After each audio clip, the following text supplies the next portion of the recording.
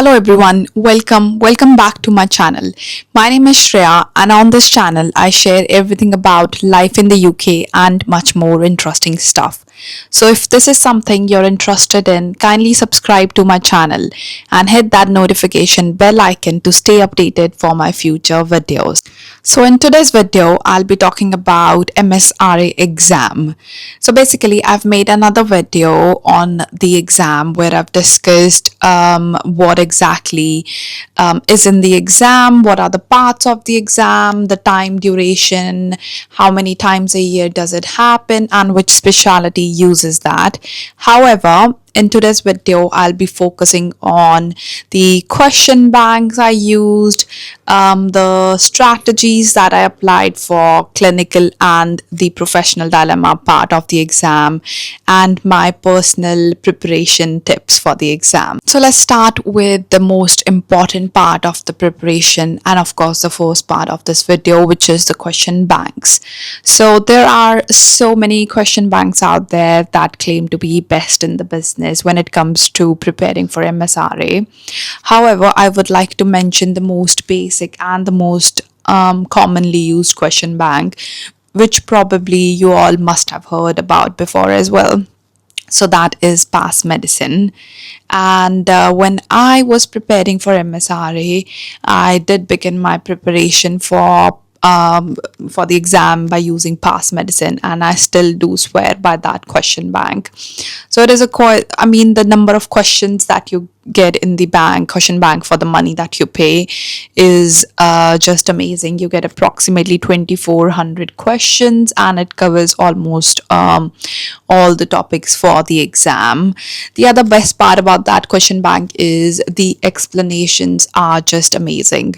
So if you get a question wrong, you could actually go through the explanation and then you could get a better idea, or that just helps remembering those facts more properly, and it's just a more better way of learning.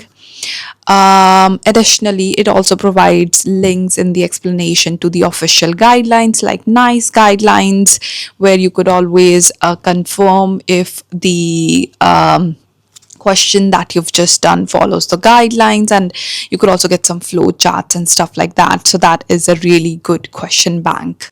So completing that question bank once is good enough. However, what you could do is you could flag the questions that you're getting wrong, and in the end, of course, you could just go through the questions that you got wrong. That's a better recall method for learning in general. The other question bank that I actually liked was MCQ bank. So the pattern of both these question banks is quite different, and I would say that the pattern of the type of questions that you get in MCQ bank is closer to the real exam, because in the exam you have to choose a single best answer and there could be like multiple options. So yes, I did find the type or the pattern of questions in MCQ bank was closer to the exam rather than the past medicine. Another question bank that I did use was Revise MSRA. So the level or the difficulty of the questions in that question bank was a little higher than the MSRA exam, to be honest, which is not bad. I mean, you're learning more complicated stuff. However, because I started with the past medicine, which was lovely, and then I did MCQ bank. Again, I was scoring okay in that, but then I started doing Revise MSRA and I was getting a lot of questions wrong, so that did freak me out a little. So if you're planning to do multiple question banks, I would advise not to keep Revise MSRA for your last option or as a last question bank to practice, because as I mentioned, the level of questions is a little difficult, and if you get questions wrong closer to the exam, that could really shake your confidence, and I don't think that would be a very good idea right before the exam. So the last but not the least question bank I tried was Samson mocks. So basically I did not do the whole question bank for the Samson, I just did their mocks. So the mocks in Samson's question bank are just amazing. I've actually seen some of real question paper recalls in those mocks. However, the biggest drawback is that a lot of answers that they've given for those questions in the mocks are incorrect. So what I did was I was actually studying with a group of people. So we were doing those mocks exam together. So if there was a wrong answer, I was not stuck there. We all decided that this is not the correct answer, and we could actually just make sure that we're not learning the wrong stuff. So if you plan on doing Samson mocks, I would say if you've got people with you, try doing it with them so that you do not learn the wrong facts, because a lot of questions have been marked incorrectly in that question bank, especially for the mocks. So just keep an eye out for that. Another source is the official MSRA question papers on the official website. Well, there aren't a lot of questions. I think they're just 50 clinical and approximately 50 or 20 professional dilemma questions. However, I would still highly recommend going through them, because because what I've seen is a lot of people do focus more on the clinical part of the exam, which is absolutely okay for them if it works. But coming to the professional dilemma part, so you really get a good idea about the logics that the exam use for the professional dilemma part from the official blueprint questions. So again, it's absolutely worth at least going through them once before the exam. So the next part of the video is about which part of the exam to focus on. Does one need to focus more on clinical or the professional dilemma part of the exam? So there's one thing that I want to add, especially for the IMGs preparing for the exam.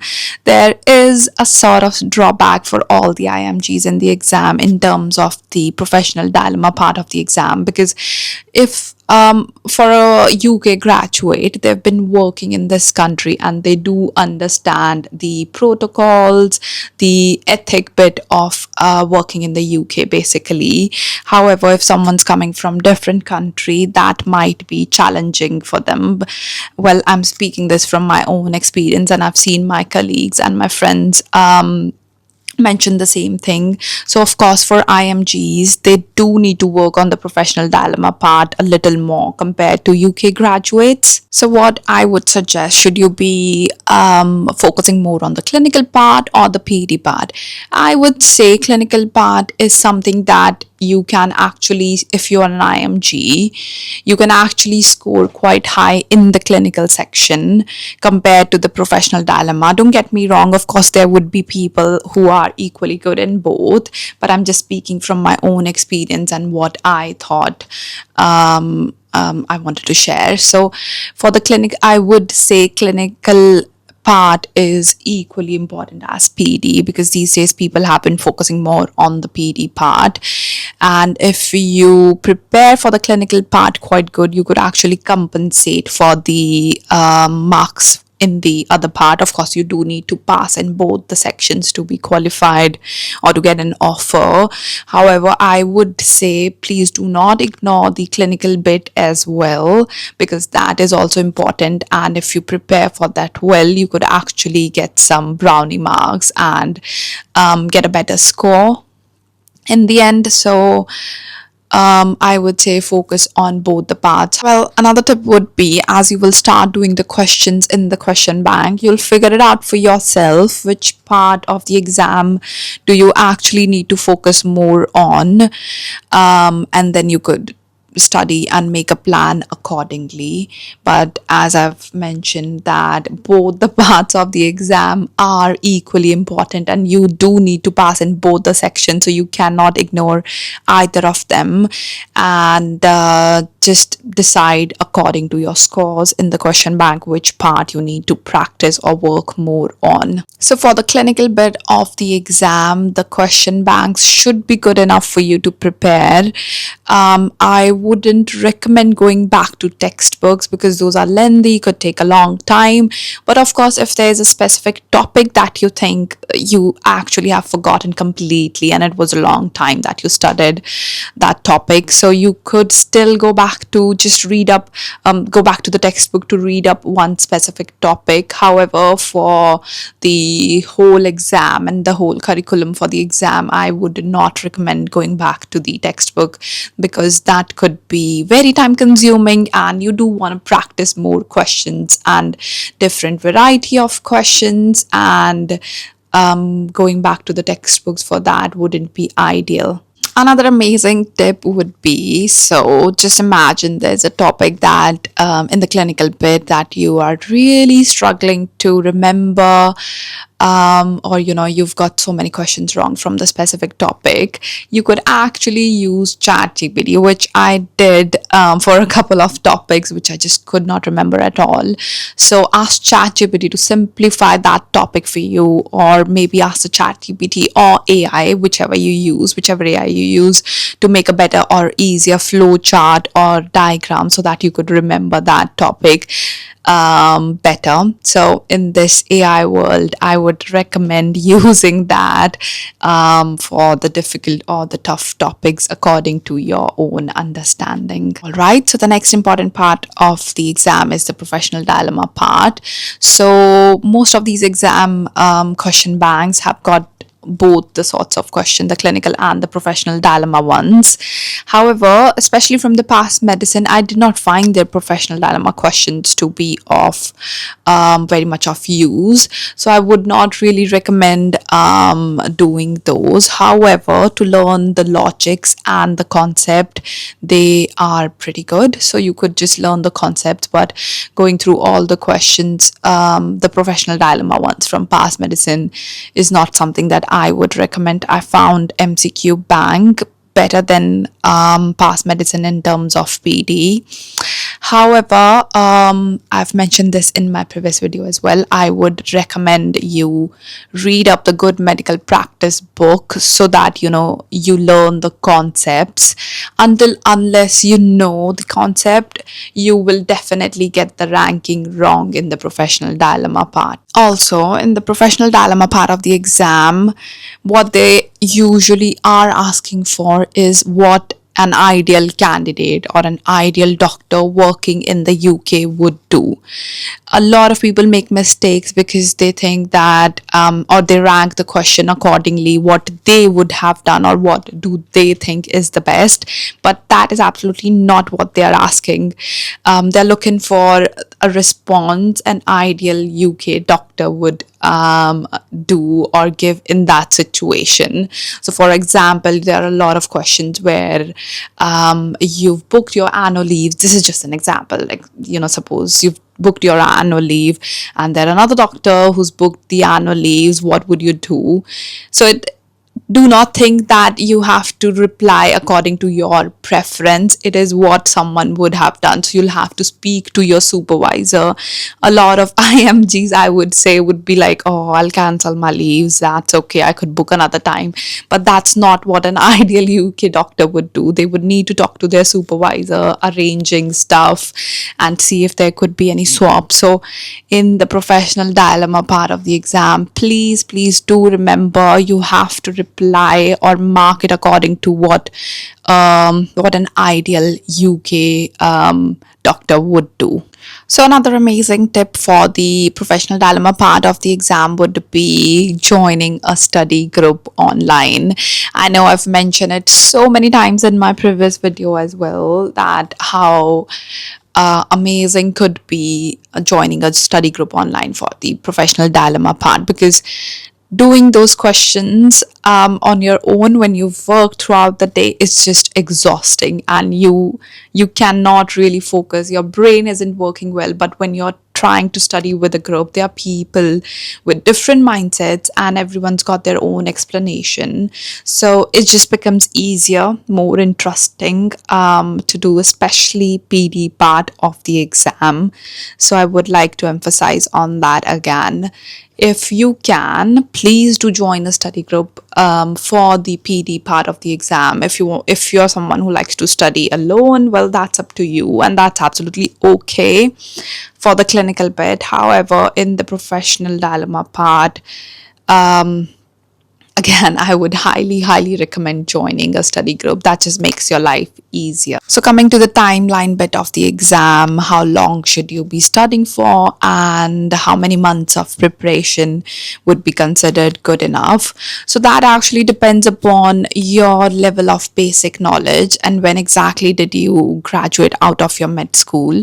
So if you are a fresh medical graduate, I would say it would be easier for you because you do remember a lot of clinical fact and the facts for the exam, so that it would be easier. However, of course, if you are someone who've had gaps in your medical career, or you're coming back for the exam after a long time, that might be a little challenging, and you could decide how well or how good your basic knowledge level is, and that should be the time for you. Or once you start doing the question bank, see how you're scoring in that and how well do you remember. You could actually judge yourself and figure it out.